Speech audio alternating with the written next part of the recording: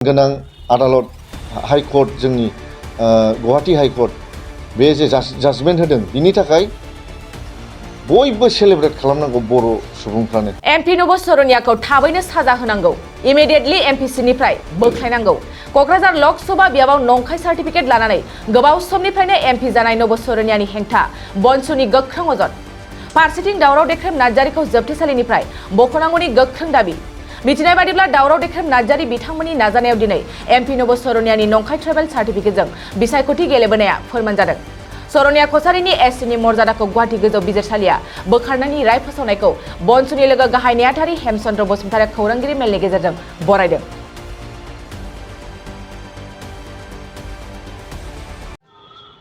खुलुमबाय। बड' national students union नि जानानै दिनै बयबो रायजो राजा नोंथांमोननिसिम आङो जांख्रिथायारि हामलायथि बावहरो आरो दिनैनि बे प्रेस मिटखौ लानायनि जे जोंनि उद्देश्य बे मेन उद्देश्यआनो जाहैबाय 1 तारिख मार्चआव जे हाइकर्टनि जाजमेन्ट होनाय जादों। बे जाजमेन्टआव जे बुंदों जे सरनिया कमिउनिटिया सरनिया कछारिफ्रा माने एसटि नङा होननानै। दा बियो जोंनि थाखाय बिराद गोजोनथाव खौरां आरो बयनिसिमबो आङो बनसुनि जानानै बयबो बर' रायजो राजानिसिम आङो कंग्रेचुलेसन्स आरो गोजोन हामलायथि बावहरो।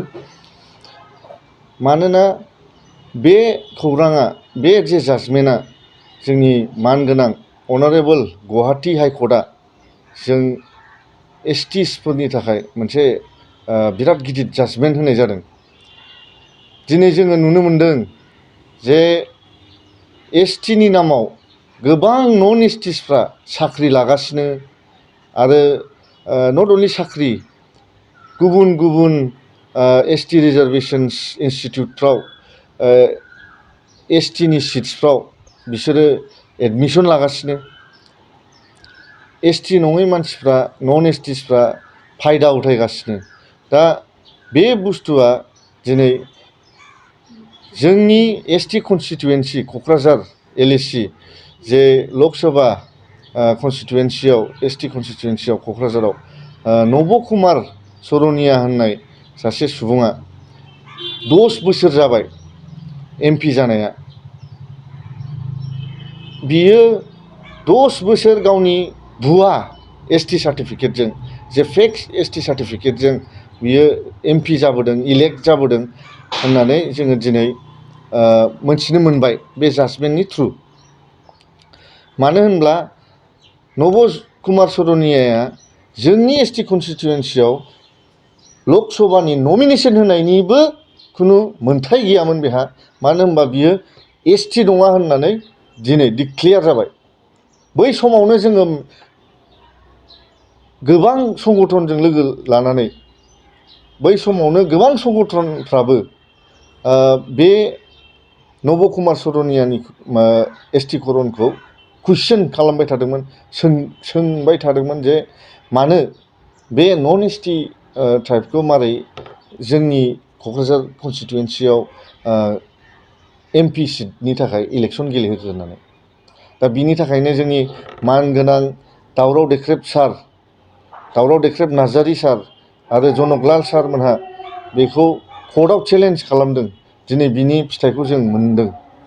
दा बेफोरबायदि बर'नि थाखाय नांग्रा, बर'नि थाखाय कुइसन खालामग्रा, एसटिफोरनि थाखाय ट्राइबेल्सफोरनि थाखाय कुइसनिं खालामग्रा सासे हिर'खौ बेबायदि जेलाव सोनानै दोननाया दिनै बिराद अयनाय जादों।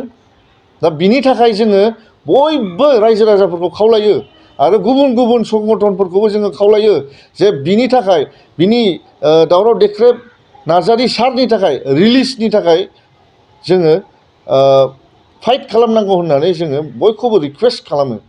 आरो नब कुमार सरनियानि जे एमपि सिट बेखौ जोङो टार्न डाउन खालामनांगौ होननानै जोङो बयबो साफ्रोमबो जे पार्टिस दङ, पलिटिकेल पार्टिस, इलेक्ट'रियेल पलिटिकेल पार्टिसफोरखौ जोङो रिकुवेस्ट खालामो जे इउनाइट जानानै बिजेपियानो जाथों, कंग्रेसआनो जाथों, BPFआनो जाथों UPPLआनो जाथों बयबो ज' जानानै बिनि जे दा थगायनानै जे ST सिटआव इलेक्सन गेलेनानै देरहानाय जे नब कुमार सरनियानि MP सिटखौ जे टार्न डाउन खालामो, जे स्क्रुटिनि कमिटि जे पार्लियामेन्टनि बेवहाय जे बयबो लोब लोब आवाज उथायो, आं बेखौ खावलायो दिनै। आरो बनसुनि जानानै जोङो रायजो राजाफोरखौ बुङो आरो खावलायहरो जे दिनैनि दिना बे जे दाखालिनि जे जाजमेन्ट फैदोंमोन हार्ड कपिनि हिसाबै 1 मार्चआव फैदोंमोन, खिन्थु अनलाइन सफ्ट कपियाव मैया बियो फैदों। बे खौराङा जोंनि मानगोनां आदालत हाइकर्ट, जोंनि गुवाहाटि हाइकर्ट बे जे जाजमेन्ट होदों, बिनि थाखाय बयबो सेलेब्रेट खालामनांगौ बर' सुबुंफ्रानो। जे 5 बोसोर 10 बोसोर जे MP जाबोबाय, बे मानसिया